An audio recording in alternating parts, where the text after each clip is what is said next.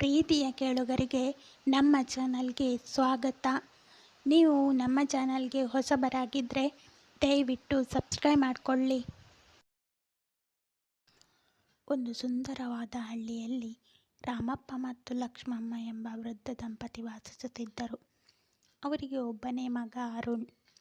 ಓದಿನಲ್ಲಿ ತುಂಬ ಚುರುಕಾಗಿದ್ದ ಅರುಣ್ ಬೆಂಗಳೂರಿನಲ್ಲಿ ಒಳ್ಳೆಯ ಕೆಲಸ ಪಡೆದುಕೊಂಡು ಅಲ್ಲಿಯೇ ನೆಲೆಸಿದ್ದ. ಕೆಲವು ವರ್ಷಗಳ ನಂತರ ಅರುಣ್ಗೆ ಬೆಂಗಳೂರಿನಲ್ಲಿ ಬೆಳೆದ ನಂದಿನಿ ಎಂಬ ಹುಡುಗಿಯ ಪರಿಚಯವಾಯಿತು. ಇಬ್ಬರಿಗೂ ಇಷ್ಟವಾಗಿ ಮದುವೆಯಾದರು. ಮದುವೆಯಾದ ಮೊದಲ ದಿನವೇ ನಂದಿನಿ ಅರುಣ್ಗೆ ಒಂದು ಮಾತು ಹೇಳಿದ್ದಳು. ನನಗೆ ನಗರ ಜೀವನವೇ ಗೊತ್ತು ಅರುಣ್. ಹಳ್ಳಿಯಲ್ಲಿ ಹೇಗೆ ಬದುಕಬೇಕು, ಅಲ್ಲಿ ಇರುವ ಜನರ ಜೊತೆ ಹೇಗೆ ಬೆರೆಯಬೇಕು ನನಗೆ ಗೊತ್ತಿಲ್ಲ. ಅರುಣ್ ನಗುತ್ತಾ, ನೀನು ಏನು ಚಿಂತಿಸಬೇಡ. ಅಮ್ಮ ಅಪ್ಪ ನಿನ್ನನ್ನು ತಮ್ಮ ಮಗಳಂತೆ ನೋಡಿಕೊಳ್ಳುತ್ತಾರೆ ಎಂದ.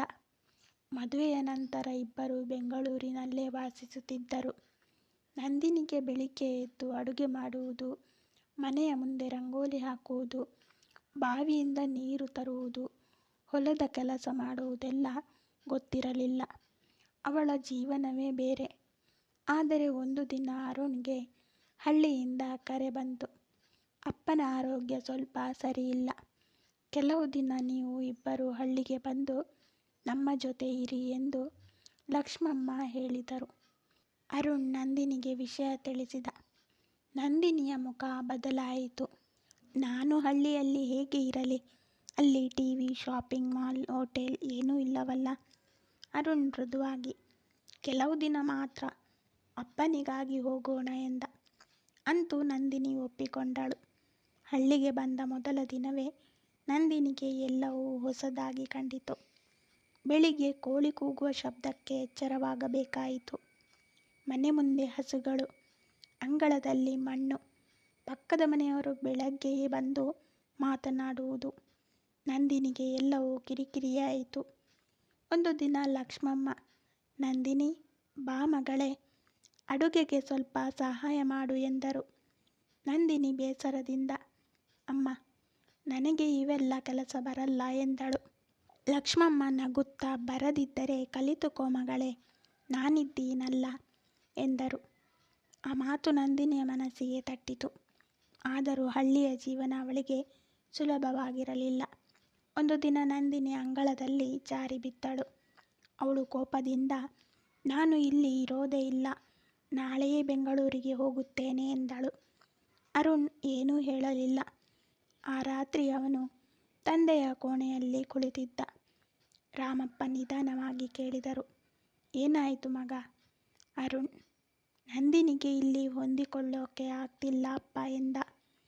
ರಾಮಪ್ಪ ನಿಟ್ಟುಸಿರು ಬಿಟ್ಟು, ಅವಳನ್ನು ಬದಲಾಯಿಸೋಕೆ ಪ್ರಯತ್ನ ಮಾಡಬೇಡ. ಅವಳು ನಮ್ಮ ಮನೆಗೆ ಬಂದವಳು. ನಾವು ಅವಳಿಗೆ ಹೊಂದಿಕೊಳ್ಳಬೇಕು. ಅವಳಿಗೆ ಹಳ್ಳಿ ಹೊಸದು ಎಂದರು.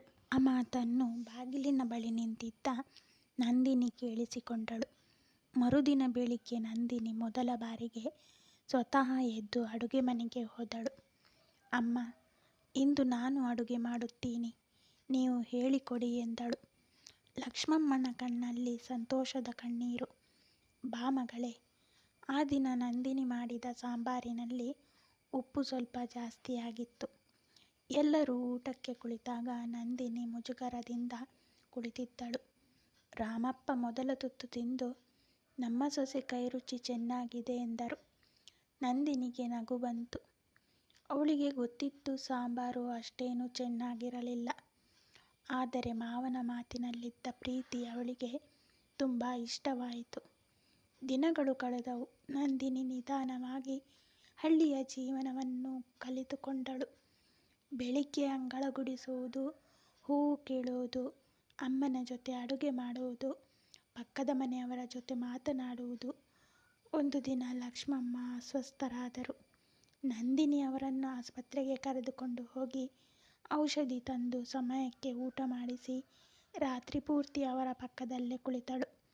ಲಕ್ಷ್ಮಮ್ಮ ಕಣ್ಣೀರು ಹಾಕುತ್ತಾ, ನೀನು ನಮ್ಮ ಮನೆಗೆ ಸೊಸೆಯಾಗಿ ಬಂದಿಲ್ಲ, ಮಗಳಾಗಿದ್ದೀಯ ಎಂದರು. ನಂದಿನಿ ಅವರ ಕೈ ಹಿಡಿದು, ನಾನು ನಿಮ್ಮ ಮಗಳೇ ಅಮ್ಮ ಎಂದಳು.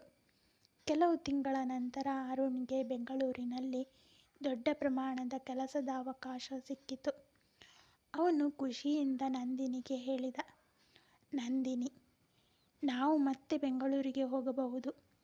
ಒಳ್ಳೆಯ ಮನೆ ತೆಗೆದುಕೊಳ್ಳೋಣ. ನಂದಿನಿ ಸ್ವಲ್ಪ ಹೊತ್ತು ಮೌನವಾಗಿದ್ದಳು.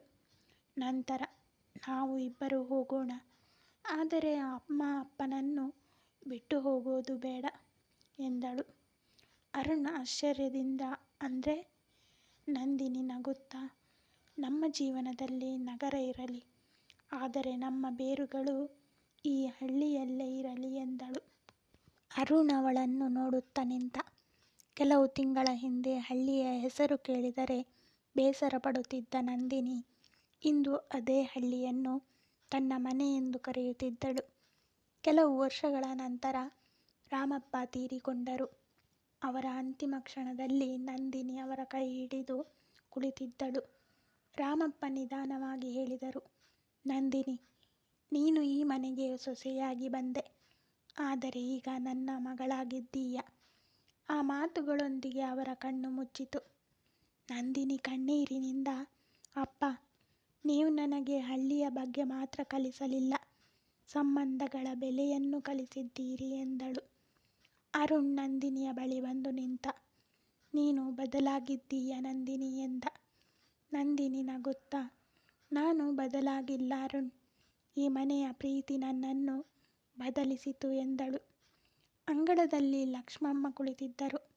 ನಂದಿನಿ ಅವರ ಬಳಿ ಹೋಗಿ ಅವರ ಹೆಗಲಿಗೆ ತಲೆ ಇಟ್ಟುಕೊಂಡಳು. ಲಕ್ಷ್ಮಮ್ಮ ಅವಳ ತಲೆಯ ಮೇಲೆ ಕೈ ಇಟ್ಟು ಹೇಳಿದರು, ನಗರದ ಸೊಸೆಯಾಗಿ ಬಂದವಳು ಇಂದು ಈ ಮನೆಯ ಉಸಿರಾಗಿದ್ದೀಯ ಎಂದರು. ನಂದಿನಿ ನಗರದ ಕೆಲಸ ಬಿಟ್ಟು ಅತ್ತೆಯ ಜೊತೆ ಇರಲು ನಿರ್ಧರಿಸಿದಳು.